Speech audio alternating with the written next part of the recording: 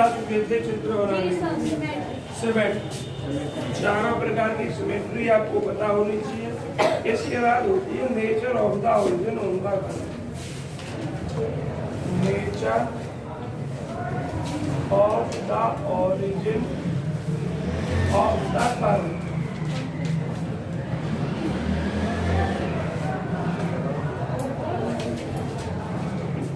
Nature of origin of the curve के origin की nature, उसके लिए आपको ओरिजिन पर टेंजेंट ज्ञात करनी है और आपको ये देखना होगा कर्व ओरिजिन से होकर पास हो रहा है या नहीं।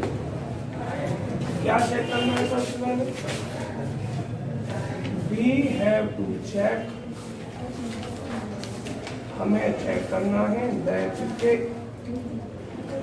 Curve passes through the origin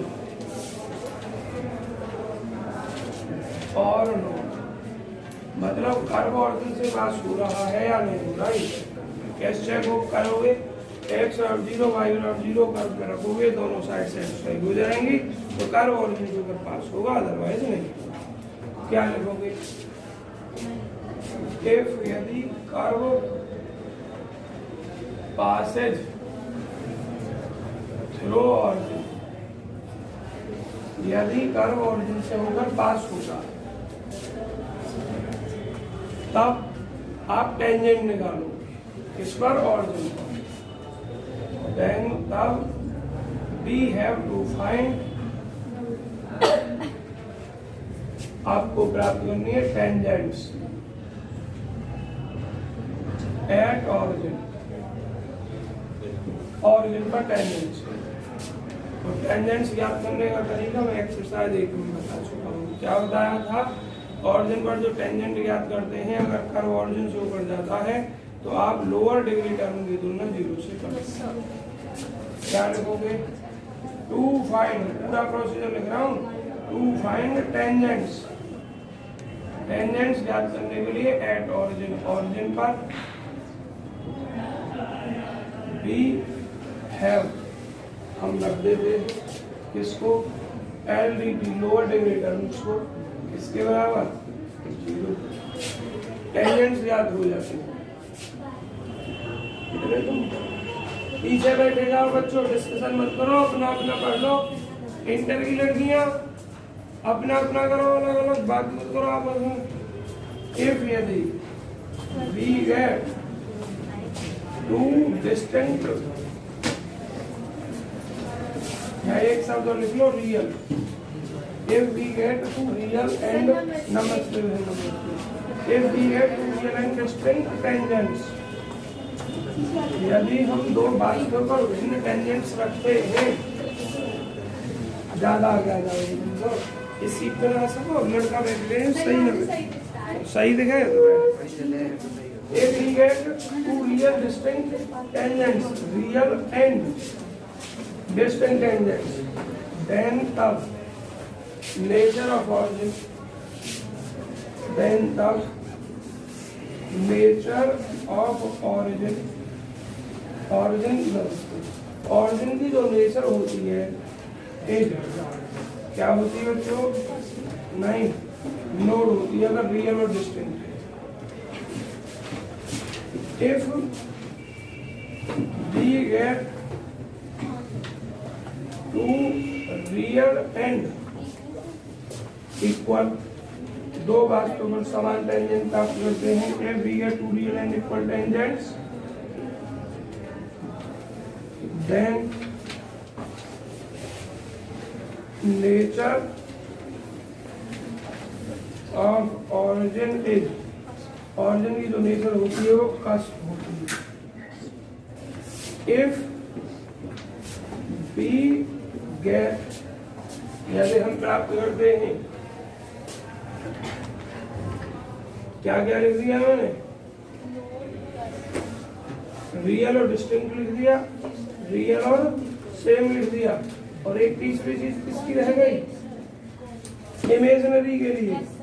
if we get imaginary tangents, अगर आप इमेजिनरी मतलब जिसमें आई आ जाए, if we get imaginary tangents, यदि हम इमेजिनरी जैसे y बराबर आई एक्स आता है, if we get imaginary tangents then nature of origin, जो ओरिजिन की नेचर है वो इज क्या होगी, कॉन्जुगेट। ये आपको पता होना चाहिए, हालांकि पहली एक्सरसाइज में भी बता चुका हूं। इसके बाद अब आप निकालते हो पॉइंट्स ऑफ इंटरसेक्शन। क्या निकालते हैं, पॉइंट्स ऑफ इंटरसेक्शन। अगला स्टेप, पहला स्टेप हो गया ये दूसरा हो गया, तीसरा step points of intersection.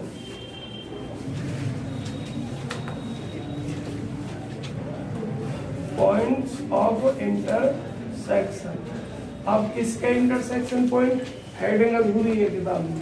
Points of intersection of curve, curve के किसके रेस्पेक्ट में, along coordinate axis, coordinate axis है, पूरा लिखा हुआ है, मैंने दिखाई ध्यान नहीं दिया लिखा हुआ। मैं बात पॉइंट ऑफ इंटरसेक्शन देखता था, point of intersection of curve along coordinate axis. दो एक्सिस होते हैं, एक एक्स एक्सिस एक वाई एक्सिस। क्या लिखोगे इसमें, नंबर 1 अलोंग एक्स एक्सिस, तरीका समझा रहा हूँ, एक्स एक्सिस के अलोंग पुट y बराबर 0 in the curve, in the curve. दी हुई कर्व में y बराबर 0 हो गया, x की वैल्यू ज्ञात करोगे, x का जो मान निकलेगा वो और y का ये एक पॉइंट हो जाएगा। जो पॉइंट आएगा वो किसके अलोंग आएगा, x अक्ष के अलोंग आएगा। नंबर 2 अलोंग y एक्सिस, इसमें पुट कर दोगे x बराबर 0 इन द कर्व।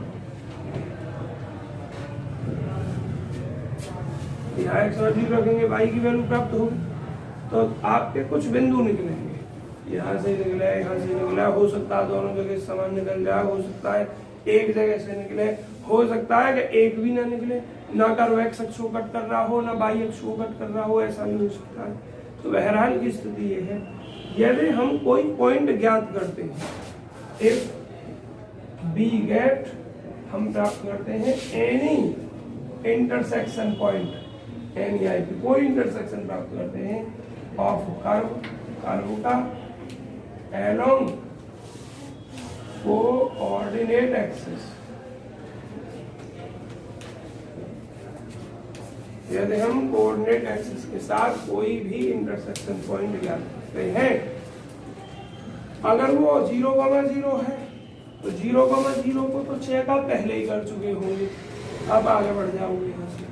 अगर 0,0 के अतिरिक्त कोई और पॉइंट है, if IP is not origin, यदि IP ऑरिजिन नहीं है, जो भी इंटरसेक्शन पॉइंट निकला है, अगर ऑरिजिन निकला तो पहले कैलकुलेशन हो चुकी होगी, उसकी बात है हो चुकी होगी। अगर ऑरिजिन नहीं निकला है देन तब बी शिफ्ट, हम शिफ्ट करेंगे दिस IP, इस इंटरसेक्शन पॉइंट को एट ऑरिजिन, इस पर शिफ्ट करेंगे, ऑरिजिन पर शिफ्ट करेंगे। और तरीका क्या है इसके लिए, फॉर इट, इसके लिए मैं मान रहा हूं IP मेरा अल्फा कोमा H कोमा के मान लिया मैंने, क्या मान लिया IP H comma, then for it, इसके लिए x को आप रिप्लेस किससे कर दोगे, h, है ना, और h का जो भी मान आया वो x plus h, sorry x plus h से, और y को रिप्लेस किससे कर दोगे, y प्लस k, जो भी k का मान आया हो, और इनको अपने इक्वेशन रखोगे, नई इक्वेशन बनेगी आपकी, और नई इक्वेशन बनने के बाद फिर तब आप इन पॉइंटों पर टेंजेंट्स ज्ञात करोगे। उसके बाद जो टेंजेंट ज्ञात होंगी वो इन पॉइंटों पे ज्ञात होगी h कोमा k पर। फिलहाल इतनी ही थ्योरी, इसके बाद सवाल में डिस्कशन होगा इसका, फिर से ध्यान सुने। x एक्सिस के रेस्पेक्ट में निकालना है y बराबर 0, y एक्सिस के रेस्पेक्ट में निकालना है x बराबर 0। इंटरसेक्शन पॉइंट अगर 0,0 ही निकला है केवल तो आगे कोई डिस्कशन नहीं करना है स्टूडेंट में, उसका काम पीछे ही हो चुका होता। अगर इंटरसेक्शन पॉइंट ऑरिजिन नहीं आया है, कुछ और आया है, मान लिया h,k आया है, तो आपको इस h,k को ऑरिजिन पर शिफ्ट करना है। और तरीका क्या है, x को रिप्लेस करना है x प्लस h से, और y को रिप्लेस करना है y प्लस k से। नई इक्वेशन बन जाएगी आपकी। अब वो जो इक्वेशन बनेगी वो ऑरिजिन से होकर जरूर पास होगी, तो नई टेंजेंट निकालोगे और जो भी टेंजेंट निकलेंगी वो फिर h,k के लिए निकलेंगे। आपके प्रोसीजर सवाल में लिया जाएगा जब सवाल आएगा। अब इसके बाद बच्चों अगला पॉइंट जो होता है आपका बुक में दे रखा है पॉइंट्स ऑफ ये, अब बताऊंगा सवाल में। अगर मैं इसके बाद फिर इसी पर सवाल ले लूं तो खाली सवाल नहीं ले पाऊंगा, सब चीज बतानी पड़ेगी। पहले जो पॉइंट बता रहा हूँ उनको लिखिए, समझिए, उसके बाद सवाल लिया जाएगा, जब सब कुछ सवाल में लिया जाएगा। बच्चों देखो किताब में बहुत सारे पॉइंट है, सभी नहीं करने, जितने जरूरत है मैं बस उतने समझा रहा हूँ आपको। पॉइंट्स ऑफ इंटरसेक्शन में इसने और भी चीजें लिखवाई है, आपको और चीज नहीं करनी है। अगला जो पॉइंट आपको करना है, आप करना है रीजन। सबसे ज्यादा इंपॉर्टेंट पार्ट है इसके लिए रीजन। क्या है सबसे ज्यादा इंपॉर्टेंट पार्ट? रीजन। रीजन निकालेंगे, इसको मैं रख कर रहा हूँ। और जो बच्चे न्यू स्टूडेंट हैं भाई वो नई किताब से आएंगे, इसमें नहीं आएंगे।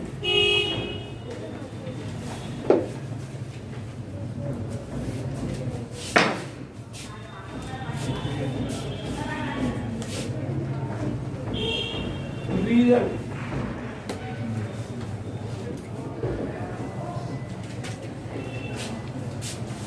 रीजन में बच्चों क्या है? ऐसा क्षेत्र जहां जो कर्व का फिगर बन रहा है वो बनेगा, क्योंकि बहुत सारा पोर्शन होता है, कहीं बनेगा कहीं नहीं बनेगा। तो आपको केवल ऐसा पोर्शन सेलेक्ट करना है जहां आवश्यक जो फिगर है वो बनेगा। जैसे मैं बात ये करूं, ये वाला हमारे पास पोर्शन है, हो सकता है फिगर बस इस साइड में बन रहा हो, इधर ना बन रहा हो। ऐसा हो सकता है कि यहाँ बन रहा हो, नीचे या इधर उधर नहीं बन रहा हो। तो एक ऐसा रीजन फाइंड आपको करना है जहां फिगर अब बनेगा।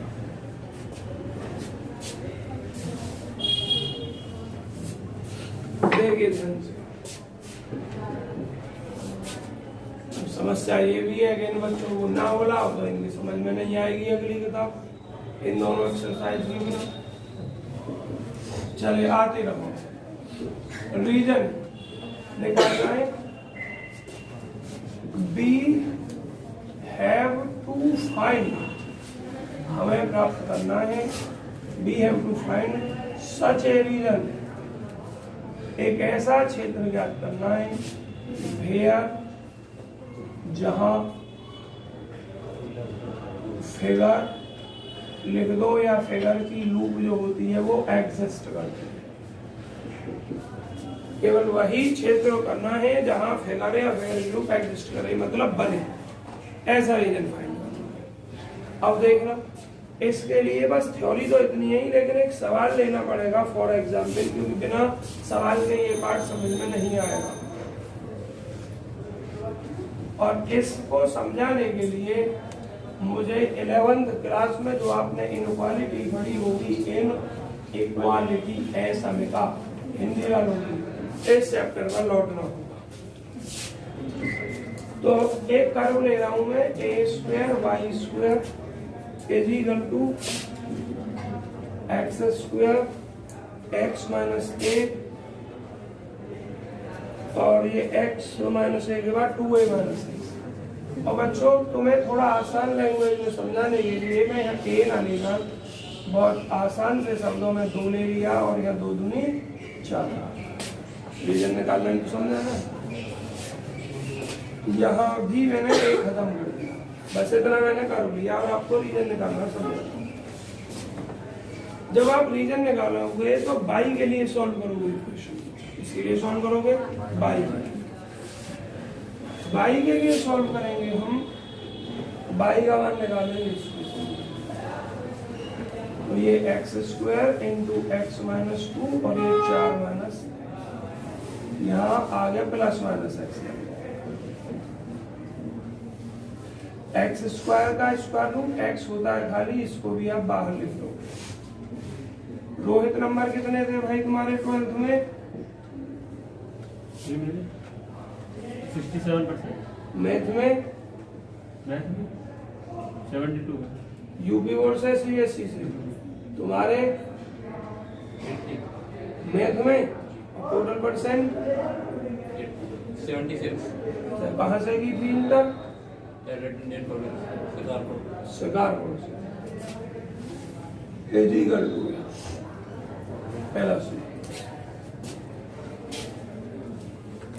अब देखना बाई कहाँ संभव हो सकता है? जहां वर्गमूल के अंदर सिर्फ प्लस का है, स्क्वायर रूट के अंदर क्या है? प्लस। और जहां स्क्वायर रूट के अंदर माइनस आ जाए वहां इमेजिनरी हो जाएगा भाई, और जहां बाई इमेजिनरी हो जाएगा वहां कुछ भी नहीं होगा। क्यों? क्योंकि वहां तो भाई काल्पनिक है, सिर्फ कल्पना कर सकते हैं हम। वहां रीजन आपका नहीं बनेगा, वहां क्षेत्र आपका नहीं बनेगा। सिर्फ क्षेत्र कहाँ बनेगा? जहाँ बाई भी है। और रियल लाने के लिए जो इसके अंदर पार्ट है वो 0 से बड़ा होना चाहिए। तो ये 0 से बड़ा कब होगा, कैसे होगा, ये आप 11वीं क्लास में इनइक्वालिटी में पढ़ते हैं। एक तो होता है हिसाब लगा लो, तो इसको x का मान इतने से बड़ा रख दो, इतने छोटा रख दो, लेकिन हिसाब लगाना फेल हो जाता है। और 3 4 टर्म आ जाते हैं तो दिमाग पागल हो जाता है, कहाँ से कैसे। इसलिए मेथड आपको सीखना होगा। क्या लिखोगे? Region is possible if y is real, y क्या हो? रियल।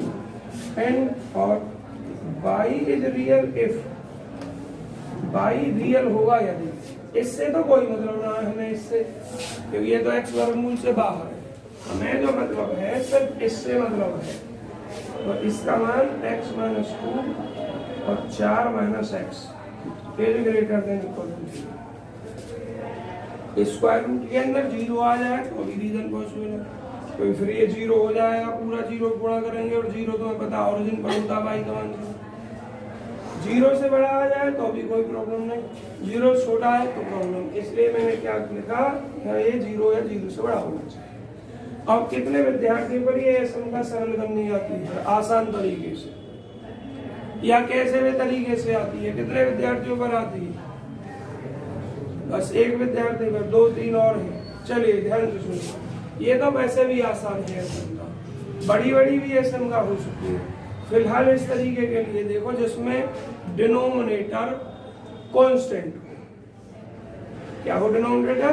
हर कांस्टेंट। तो यहाँ कांस्टेंट ही तो है। तो सिर्फ आपने फोटो तो खींच लिया होगा ना, या नहीं खींचा था? खींच लिया। आवाज नहीं बच्चों, अरे बात नहीं। तो जितने भी फैक्टर हैं आपके वो सब देखने 0 कहाँ कहाँ नहीं रही है। आपको हर फैक्टर देखना है 0 कहाँ कहाँ पे है। अगर बटेगा भी टर्म है नीचे तब भी उसको फैक्टर रूप में लिखना है। ऐसे ही माना 2 ही फैक्टर यहाँ है तो सभी स्थानों पर देखना है सभी फैक्टर 0 कहाँ कहाँ है। ठीक है, तो मेरे पास 2 ही फैक्टर हैं। ये वाला 0 x = 2 पर होगा और ये x = 4 पर। ठीक है, तो हम क्या लिख रहे हैं, इसको मैं fx माने ले रहा हूँ पूरा। क्या मान रहा हूँ? fx। तो ये इज 0 है कहाँ कहाँ? x = 2 पर और x = 4। अपना रफली काम कीजिए। साइन स्क्रिप्ट मेथड कहते हैं इसको बच्चों। एक तरीका और बड़ा है लेकिन ये शॉर्ट है, साइन स्क्रिप्ट मेथड बोलते हैं। देख लो अपना 2 और 4, हाँ प्लस माइनस सेट करते हैं। किसी एक कॉर्नर में पहुंच जाइए आप, किसी भी एक पार्ट में, एक पार्ट ये, एक ये, एक ही, उसको चेक करना है किसी भी एक, जहां आपको आसान हो कैलकुलेशन करना। इधर में जा रहा हूं तो इधर में 4 से बड़ा, इधर 2 और 4 के बीच, और इधर 2 से छोटा। तो मैंने 4 से बड़ा कुछ भी रख दिया। 4 से बड़ा मैंने 5 रखा, अब इसमें 5 रखो आप यहाँ, तो 5 में से 2 गया 3 और 4 में से 5 गया माइनस, तो ये जो पोर्शन आ गया माइनस का आ गया, इसका आ गया। जब यहाँ क्या लिखा हुआ है 0 से बराबर हुआ, तो जब पोर्शन माइनस आया तो इसमें हमने माइनस निशान लगा, क्या लगा दिया, बस हमें वो चाहिए जिसमें ये 0 है, 0 से बड़ा है। और रख के देखो, कभी सोचो x बराबर 10, अभी पोर्शन मैंने क्या बताया, इसको जो एक पॉइंट रख कर आएगा, कुछ भी रख लो वही रिजल्ट आएगा। मैं चेक करवा रहा हूँ, 10 रखो, 10 में 2 गया 8, 4 में 10 गया माइनस, तो -6 की उसमें करूंगा तो -6 आएगा। तो बस एक पॉइंट रख कर चेक करना है, बार बार नहीं करना, अब कुछ नहीं करना। अब देखना है, इसके बाद चेक कर लिया, बस 2 मिनट ध्यान से समझो। x बराबर 4, x बराबर 4 का फैक्टर कहाँ है, ये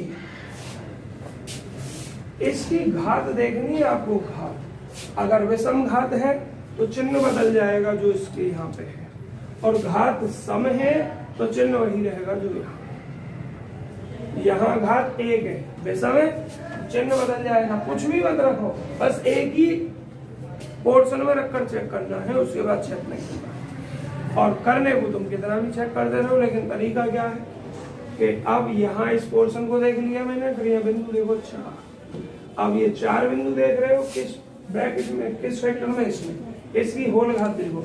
अगर घात सम है, इवन है, तो साइन यही रहेगा, और अगर ऑड है तो साइन बदल जाएगा। मेरे पास यहाँ क्या है, एक घात है इसमें, तो इसका चिन्ह बदल जाएगा।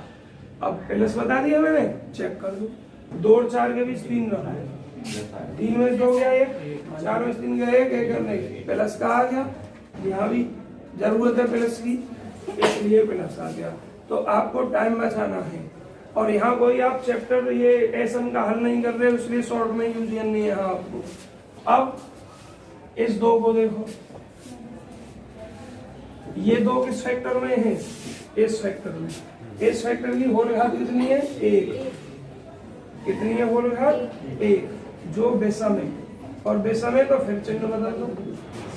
इससे पहले प्लस था, तो अब क्या हो गया, तो जब x की वैल्यू 2 से छोटी, तब भी ये माइनस में आएगा, और ये माइनस में आने का मतलब y इमेजिनरी हो जाएगा, क्योंकि वर्गमूल के अंदर माइनस आ जाएगा। 4 से बड़ा ले रहा हूं, तब भी ये माइनस में आ रहा है हमारा, इसका मतलब ये यहाँ फिर माइनस हो जाएगा, इमेजिनरी y हो जाएगा। प्लस कहाँ है, यहाँ से यहाँ के बीच में, और यहाँ से यहाँ के बीच में प्लस है आपका, तो यहाँ प्लस है वर्गमूल के अंदर, तो यह बाई गमन रीजन। समझ में आ गया सभी के लिए। तो अब आपका रीजन क्या मिला, तो वी सी दैट हम देखते हैं, क्या देखते हैं कि by is real if x 2 से बड़ा बराबर और 4 से छोटा बराबर। तो जो आपका रीजन बनेगा वो बस इस क्षेत्र में बनेगा। मतलब अगर मैंने ये चित्र बनाया है x पॉजिटिव और x नेगेटिव और ये 2,4, तो बस रीजन इसमें बनेगा, केवल इस बीच में, ना इधर बनेगा ना इधर बनेगा। ये चेक करना होता है आपको रीजन। समझ में आया रीजन निकालना। एक आध सवाल और बताई दे रहा हूँ रीजन निकालने के लिए। तब फिलहाल इसके लिए हो गया। पहला फोटो खींच लीजिए इसका, पेज नंबर 2 करके।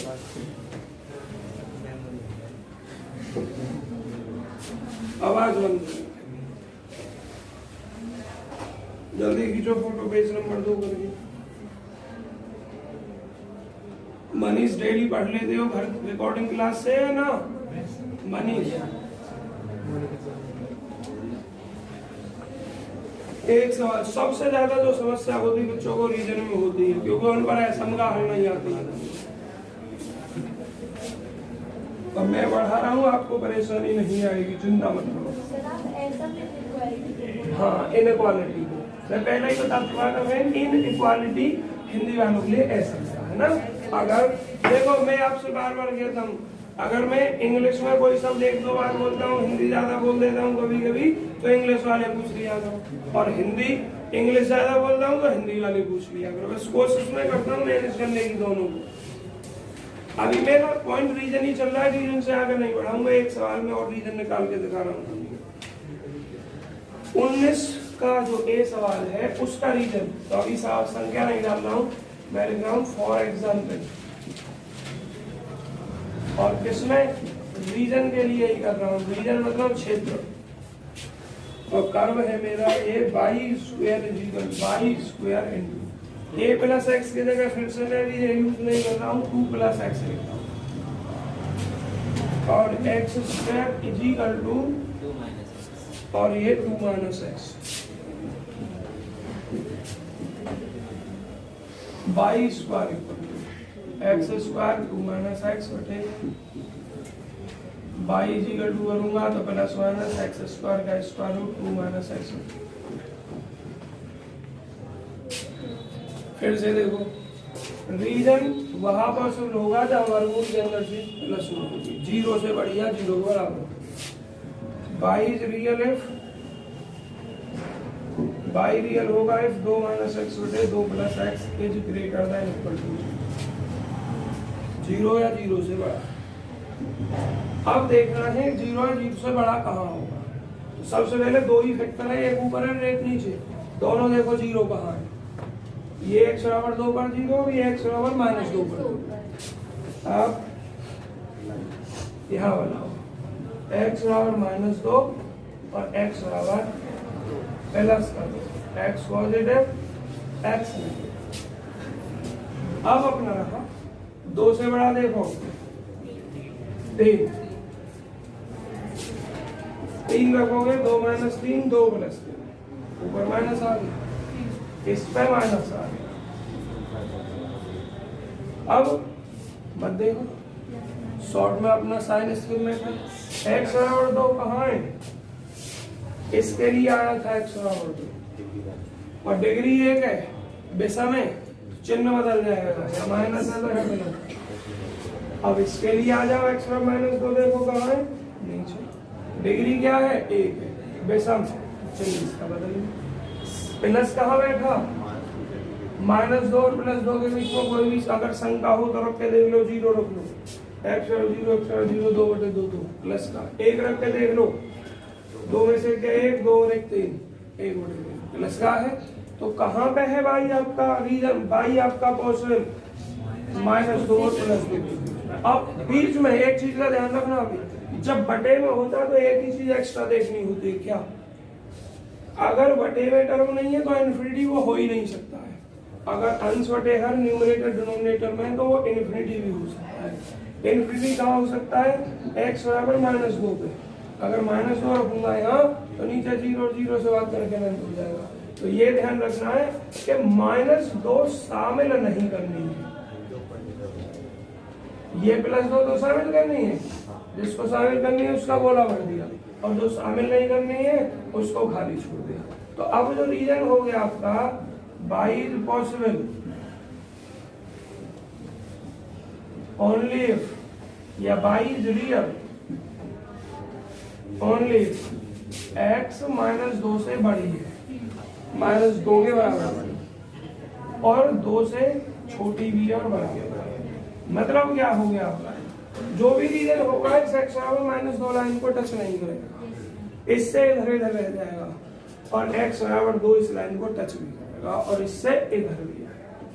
समझ में आ गया रीजन निकालना, सभी समझ में आया। अब बच्चों अगला जो पॉइंट दे रखा है आपका असिम्प्टोट्स, जिसकी जरूरत पड़ेगी असिम्प्टोट्स।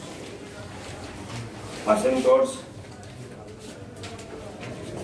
सब बच्चों ने पढ़ रखे हैं, 2 बच्चों ने नहीं पढ़ रखे हैं, पढ़ रखे हैं या लोकेश शर्मा और ये राहुल रोहित नहीं पढ़ रखे, लोकेश तुमने नहीं पढ़ रखे, मेरे YouTube चैनल पर जाना और सर्च कर लेना असिम्प्टोट्स बाय पंकज राघव से, ठीक है, पढ़ना है असिम्प्टोट्स।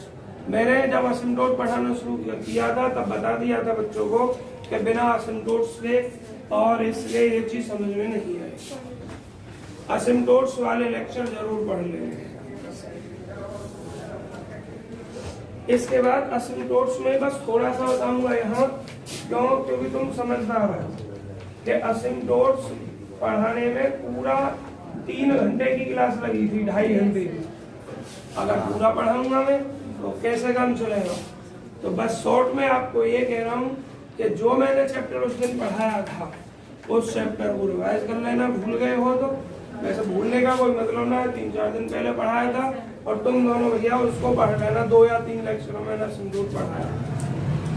शॉर्ट में बस एक ध्यान रखो, अगर बाई इन्फिनिटी बैठ रही है कहीं, बाई क्या बैठ रही है, इन्फिनिटी बैठ रही है एक्स के किसी मान पर, माना बाई इन्फिनिटी हो रही है x बराबर a पर, किस पर हो रही है x बराबर a पर, तो x बराबर a उसका एक असिम्प्टोट। तो एक आध असिम्प्टोट डायरेक्ट मिल सकता है आपको, जैसे बाई इन्फिनिटी मिल गया x के किसी मान पर, तो एक असिम्प्टोट ये हो जाएगा।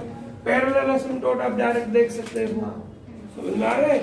बाकी ऑब्लिक असिम्प्टोट के लिए आपको शॉर्ट में कैलकुलेशन रफली करनी पड़ेगी। वैसे मेरे हिसाब से क्योंकि यहाँ आपको असिम्प्टोट नहीं करना है, यहाँ आपसे चित्र का अनुरेखण करना पूछता है, तो असिम्प्टोट अगर जरूरत पड़ता है तो ऐसा आता है उसमें बहुत छोटा मोटा, आप डायरेक्ट देखकर ये चेक कर लेते हैं कि हाँ इसमें ये असिम्प्टोट आ जाएगा और उसको डायरेक्ट लिख लेते। समझ में आ गया। कोई सवाल ऐसा होता है जिसमें पूरा असिम्प्टोट आपको निकालना पड़ेगा, और निकालना ही पड़ेगा तो वो भी रफली निकालना पड़ेगा। समझ में आ गए। अब इसके बाद में यहाँ असिम्प्टोट बस इतना ही बोलूंगा कि असिम्प्टोट निकाल लेगा। इसके बाद जो अगला टॉपिक dy बटे dx की कोई जरूरत नहीं है, और इसके बाद एक और टॉपिक आपको निकालना होता है सम स्पेशल पॉइंट्स।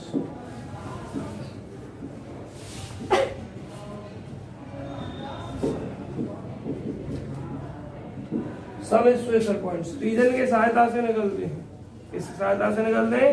रीजन की सहायता से निकलते हैं। माना रीजन x -2 से बड़ा बराबर +2 से छोटा बराबर, तो आपको इस क्षेत्र में y के मान निकालने हैं।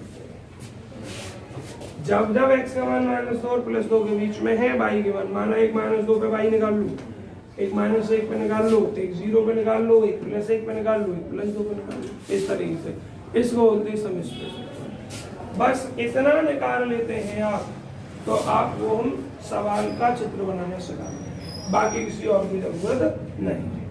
तो कितना पॉइंट आप बनाना चाहिए? सिमेट्री का, नेचर ऑफ ऑरिजिन का, पॉइंट्स ऑफ इंटरसेक्शन का, और आपका स्पेशल पॉइंट का, असिम्प्टोट का और रीजन का। ये 6-7 पॉइंट आप पर आने चाहिए। अगर ये पॉइंट आते तो आप चित्र बना लोगे, और नहीं आते तो आप पर चित्र नहीं बनेगा। अब चित्र बनाने के लिए क्या करना? जो जो आपने निकाला है वो सब ध्यान रखना है, और सबको चित्र में फिगर में ड्रॉ करना है, टेंजेंट वगैरह सब कुछ चित्र बनाना है। अब एक सवाल देखिए, चूंकि टाइम बहुत कम है, आप एक चीज जानते हैं कि एक्सरसाइज में सवाल जरा बताना कितने गिनकर मुझे? 18। एग्जाम्पल कितने हैं? 23। अरे 23 17 से शुरू में, 17 से 23 तक 7 है, 6-7 एग्जाम्पल। 1 घंटे में बस ज्यादा से ज्यादा 2 सवाल ड्रॉ हो पाते हैं। 1 घंटे के लेक्चर में मैक्सिमम 2 सवाल ड्रॉ हो पाएंगे। तो हम बहुत ज्यादा सवाल ड्रॉ नहीं करेंगे, और आप भी कम समय में ज्यादा समझने की कोशिश करें। मैं मुश्किल से आपको 4 या 5 सवाल ड्रॉ करूंगा। अगर 4 सवाल ड्रॉ करूंगा तो 2 घंटे का लेक्चर हो गया इसमें। ठीक, तो जो मैं बढ़ाऊं उसको ढंग से देखेंगे, लापरवाही बिल्कुल नहीं करेंगे। एक सवाल आज ही ड्रॉ कर रहा हूँ, कोई एग्जाम्पल नहीं। एग्जाम्पल आप स्वयं करोगे। कौन कौन से एग्जाम्पल? लगभग सभी कर रहे हैं। 17-18 ये तो बहुत ही ज्यादा आसान है, 17वां तो नहीं पूछा जाता है पेपर में, पर 18वां कई बार पूछ लिया गया है। 19वां भी पूछा गया है, 19 के दोनों पार्ट, 20वां भी पूछा गया है, 21वां 22वां सभी एग्जाम्पल ये पूछे गए बच्चों, और सभी इंपॉर्टेंट है अपने आप में, सभी को ड्रॉ करना है। लेकिन कब? जब मैं एक्सरसाइज करवा दूं और कह दूं अब एग्जाम्पल आपसे। ठीक है जी, डायरेक्ट एक्सरसाइज निकाल लेते हैं, और ऐसे सवाल देखे जाएंगे कि एक सवाल करके 3 या 4 सवाल आप स्वयं कर सकते हैं।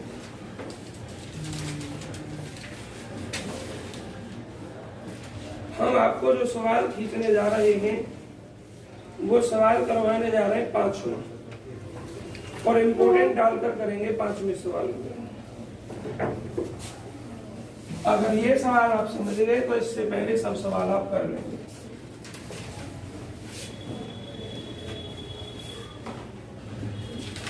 दो तीन ही पॉइंट हो पाएंगे बच्चों, अब जितना भी हो जाए बाकी कल सुबह करेंगे। The equation of curve. जितने विद्यार्थी बैठे हैं फीस किस किस की जमा है? नहीं, जमा नहीं है, ज्यादातर के जमा है। जमा किस किस की नहीं है? अरे तुम तो आज पहले ही दिन आए हो, सेकंड ग्रुप के तुम इस बैच में लगभग सभी की जमा है फीस। देखो नियम क्या है बच्चों का, जो विद्यार्थियों की फीस जमा नहीं है वो तो आ ही नहीं रहे हैं। बैच में 80 विद्यार्थी हैं कुल मिलाकर, 2 एक आध कम। मैंने कल गिने थे 48 विद्यार्थियों की फीस जमा है। बाकी विद्यार्थी जितने भी हैं बिना फीस वाले सब आने बंद हो। अगर कोई तुम्हारा साथी हो जिसकी फीस जमा हो उससे कह दो फीस जमा कर दें, अदरवाइज मैं ग्रुप से रिमूव कर दूंगा उसको। किताब खत्म होने वाली है और फीस जमा नहीं है। और फीस मैंने उस दिन टाइटली कहा है ना कि भाई सोमवार तक फीस जमा करना, उसके बाद ही आने बंद है।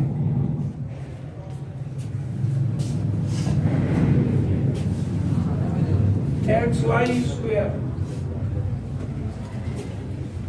और सेकंड ग्रुप की फीस सभी से पहले लेंगे 4A² और इंटू कितना 2A - x।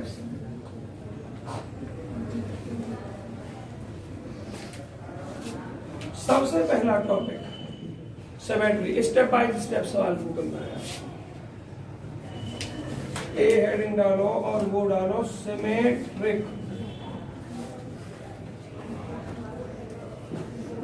या तो सिमेट्रिसिटी लिखो सममितता या सिमेट्री लिखो। छाया तुम्हारी फीस जमा है। अब सिमेट्री 4 प्रकार की मैंने बताई थी, मैं इसलिए पूछ रहा हूँ। तो कभी कभी ऐसा होता है कि हम चढ़ाने भूल जाते हैं, है ना। भीड़ में दे गए कोई बच्चे और भूल गए चढ़ाने। तो मैंने छाया का नाम इसलिए लिया है क्योंकि छाया की फीस मेरे है जमा नाम है ना, इसलिए तो तुम्हारी जमा है, मैं आज उस पर नोट कर दूंगा।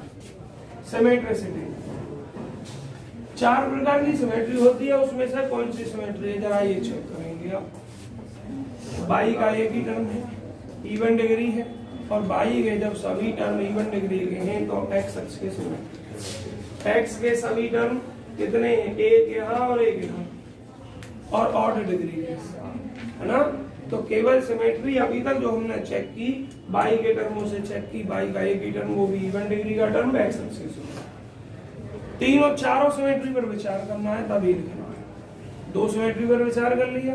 तीसरी सिमेट्री क्या है? -x x के स्थान पर -y के स्थान पर रख के देखो। -x यहाँ रख रहा हूं मैं और यहाँ -y रख रहा हूँ, तो ये तो y² हो गया, ये -xy² हो गया, चेंज हो जाएगा। ऐसा हो सकता है इधर भी माइनस आ जाए, माइनस से माइनस कट जाए, तो इधर भी चेक कर लेते हैं। माइनस, तो ये -x हो जाएगा, चेंज हो गया, करो नहीं हुआ। तो जब x के स्थान में -x रखते हैं, y के स्थान -y रखते हैं, तो सिमेट्री होती है अपोजिट क्वाड्रेंट। नमस्ते। तो ये भी नहीं अपोजिट क्वाड्रेंट में भी नहीं। एक सिमेट्री होती है स्ट्रेट लाइन y बराबर x के रेस्पेक्ट, y बराबर x, x बराबर y रखे, देखो चेंज हो रहा है। ये x², यहाँ x के स्थान पर y रख रहा हूँ, y और y के स्थान पर x रख रहा हूँ, चेंज हो गया। सिमेट्री केवल किसकी रही? एक्स अक्ष की सिमेट्री। अब चारों का डिस्कशन नहीं करना है, बस जिसके लिए सिमेट्री है उसका डिस्कशन करके लिखना है। अगर ऐसे सब पॉइंटों को लिखोगे तो सवाल नहीं होगा तुम पे 1 घंटे में भी। क्या लिखोगे? Here curve is symmetrical along x axis, x axis only. Region या तो पहले लिख दो या बाद में लिख दो रीजन। मैंने पहले नहीं लिखा तो यहाँ लिख रहा हूं, चूंकि all terms of y are in even degree. y के सभी पर जो भी है 1 2 4 इवन डिग्री के हैं, इसलिए सिमेट्री केवल एक्स एक्स की रेस्पेक्ट में ओनली। इसका मतलब क्या हो गया कि विद्यार्थी ने बाकी तीनों डायरेक्ट चेक कर लिए, वो सिमेट्री नहीं बैठ रही, जो सिमेट्री है वो लिख दी है। ठीक, सिमेट्री का काम। नंबर 2 पर आपको लिखना tangents at origin. Tangents at origin, curve origin से होकर पास होगा या नहीं, ये देखना है। तो इसमें x बराबर 0 और y बराबर 0 रखने, ये 0 हो गया, ये 0, लेकिन 2a माइनस 0 2a, ये 0 नहीं आई इस साइड में, दोनों साइड सेटिस्फाई नहीं होगी। क्या लिखोगे, सिंस चूंकि कर्व डज नॉट सेटिस्फाई, चूंकि कर्व सेटिस्फाई नहीं करता है, कर्व या ऑरिजिन लिखो, origin does not satisfies the curve, curve को सेटिस्फाई नहीं करता है, सो देयर, अच्छा यहाँ सो द कर्व डज, नमस्ते भाई, does not Passage through the origin, curve origin से होकर नहीं जाता, सो देयर ऑन साइलेंट होना चाहिए बच्चों, there is no tangents at origin, इसलिए ऑरिजिन पर कोई टेंजेंट नहीं। आगे बढ़ जाओ, अगर ऑरिजिन पर टेंजेंट होती तो निकालते, और नहीं है तो आगे बढ़े। आगे कौन से पॉइंट पर पढ़ेंगे, intersection.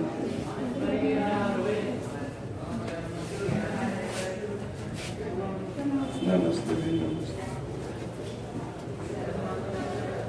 Intersection point, intersection point along CA, समझ जाओगे, मतलब CA कोऑर्डिनेट एक्सिस के along में।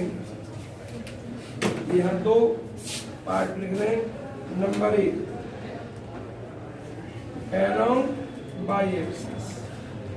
बच्चों ध्यान रखना, बस 2 सवालों में सब डिटेल लिखूंगा, केवल 2 सवालों में, उसके बाद कोई डिटेल नहीं, बस इनको शॉर्टकट में लिखा जाएगा।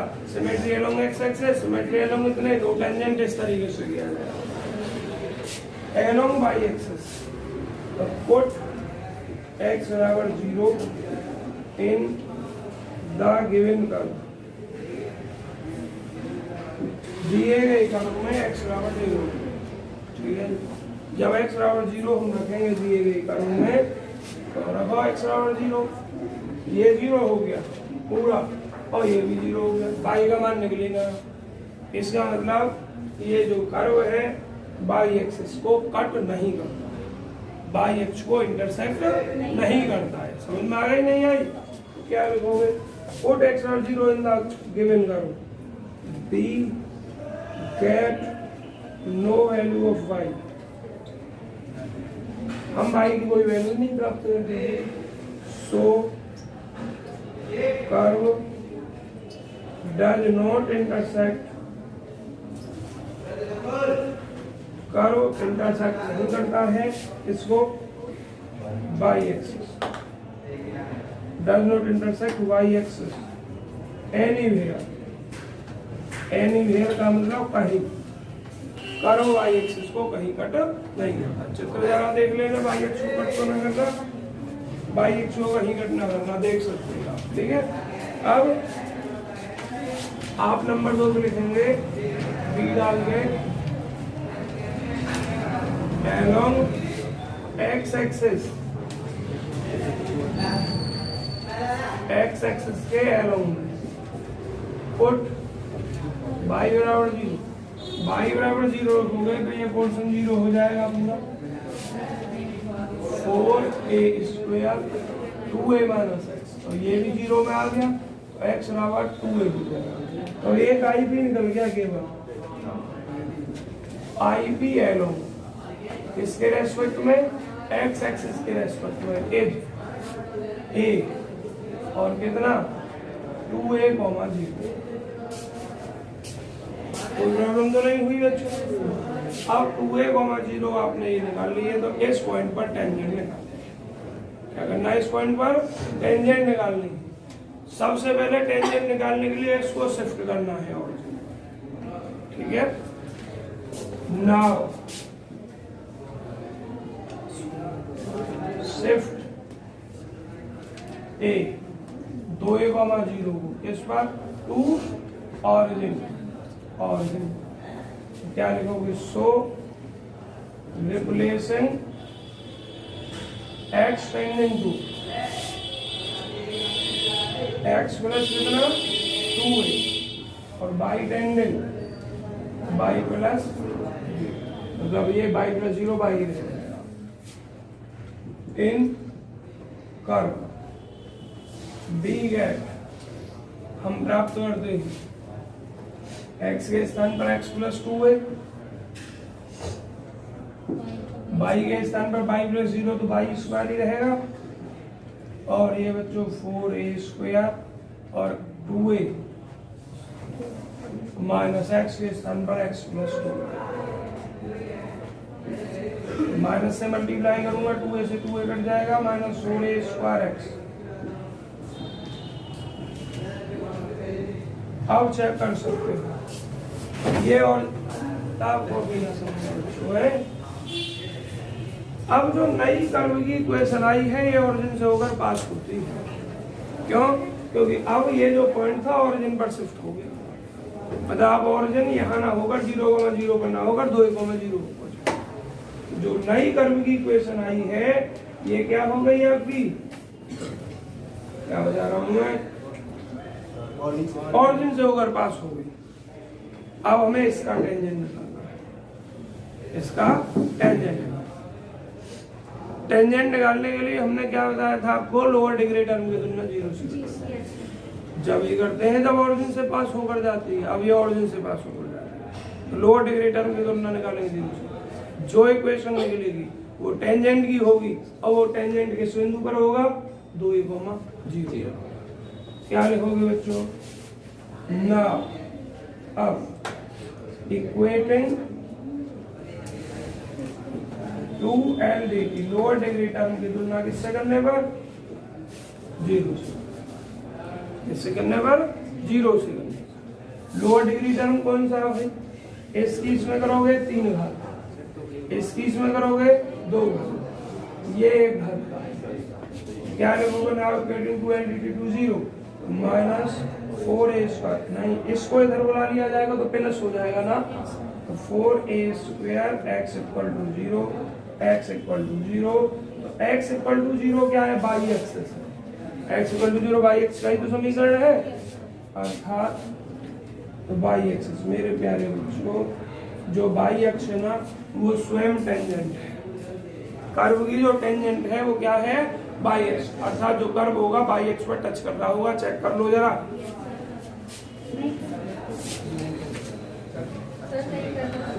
ये बाई एक्स को टच करते हुए जाएगा, मतलब इनफाइनाइट पर प्रतीत होगा, समझ में आया? हाँ, और ये जो है आपका कहाँ पे? x बराबर 0 पर टेंजेंट, ये जो टेंजेंट आई है किसको आई है? 2a, 0, क्योंकि अब जो एक्सिस है आपका 2a, 0 पर चेंज हो गया है, ठीक है। अब एक काम करें, आप पहले फोटो खींचे, दोबारा बताना। दोबारा बताऊंगा, पहले फोटो खींच लो, दोबारा बताऊंगा, फोटो खींच लो।